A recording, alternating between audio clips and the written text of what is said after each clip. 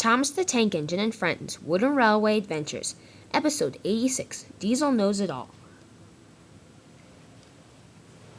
Diesel had been very naughty the last couple of days, and as his punishment, Sir Topham Hatt had ordered him to shunt Gordon's express coaches. Diesel didn't like this at all. It was a cold and hard work, dirty work. He disliked it a lot.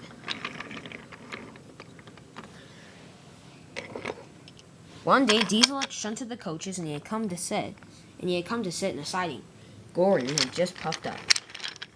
When he saw the coaches, however, he was very cross. "Diesel," he said. "What?" said Diesel. He was very grumpy. "What's the matter?" he asked. "Look, that front part of the coach isn't on the platform. The passengers can't reach it." "Oh, who cares?" said Diesel. "Ugh," said Gordon. "Don't make me tell Sir Topham Hatt." And with that, Diesel rushed quickly and shunted the coaches. "There you go," he said. "Good as new." "Thank you," smiled Gordon.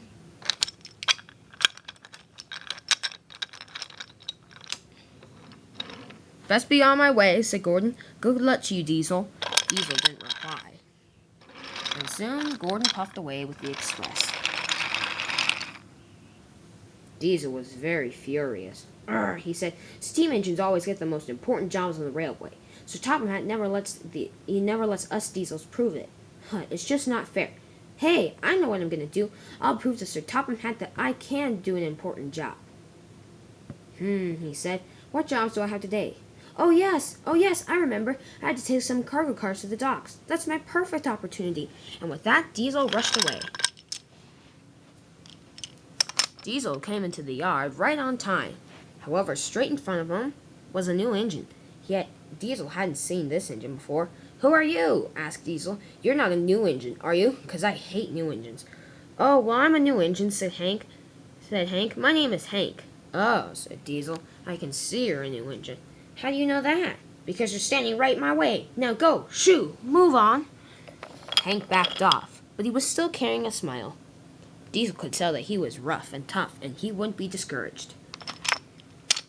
Diesel decided to shunt the cargo cars to the docks. "Goodbye to you," said Hank. "Whatever," said Diesel, and began his long journey to the docks. Diesel decided to take the main line. He knew he wasn't supposed to be on here, but it was the quickest route.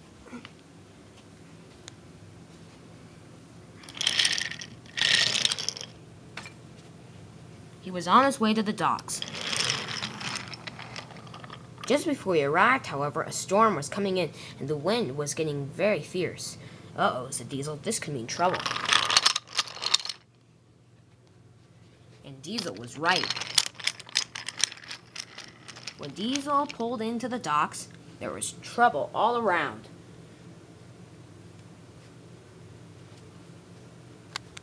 "What happened here?" asked Diesel. "Oh," said Cranky. "The wind is so big and so strong. Oh, it blew me down." "Oh my gosh," he said. "This is terrible." "Yes, indeed," said Diesel. He tried to sound sympathetic, but he really wasn't. "You have to go get help," said Bulstrode. "Why?" said Diesel. "It's not my fault you guys are trapped here." "Please," said Bulstrode. "Look, Cranky's blocking the only line out. And look, the drawbridge isn't working. I can't get out to get help." "Oh, who cares?" said Diesel. "That's your own loss. I'm just going to leave these cargo cars here in the siding, and then I'll go back to the station." "How?" asked Bulstrode. "Look, here's another track. It goes straight to the station." "Oh, whatever," said Bulstrode. "This isn't fair. You have to go get help." "Huh," said Diesel. "Like I care. Now, if you excuse me, I'll be on our way." "Don't leave," said Cranky. "We need some help." "Oh, yeah, right," said Diesel. "Go get some yourself." And with that, he started to puff away. However, he began contemplating. Should I help them, or shouldn't I? This is going to be a tough decision. Meanwhile, the cargo cars were very cross with Diesel's behavior. They whispered to each other. "Diesel isn't being very nice to them at all." "Yeah," they said, "and Cranky's always been really nice to us. We should help him." Yeah, let's play a trick."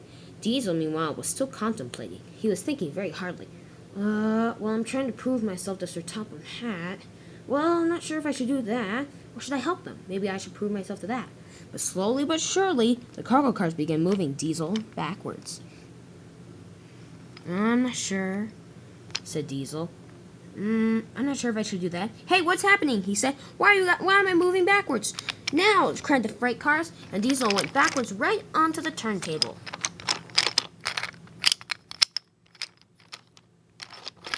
Oh, said Diesel. Ouch! Hey, I'm stuck now. That's not fair. Yes, it is, said the freight cars. You are very mean to Cranky. Thank you, said Bulstrode. Sir Topham Hatt will hear about this. Sir Topham Hatt, said Diesel. Oh, no, I'll never be able to prove myself.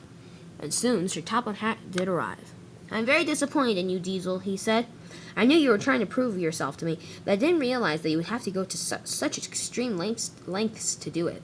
You should have just listened to Bulstrode and Cranky. Then you would have stayed out of all this trouble.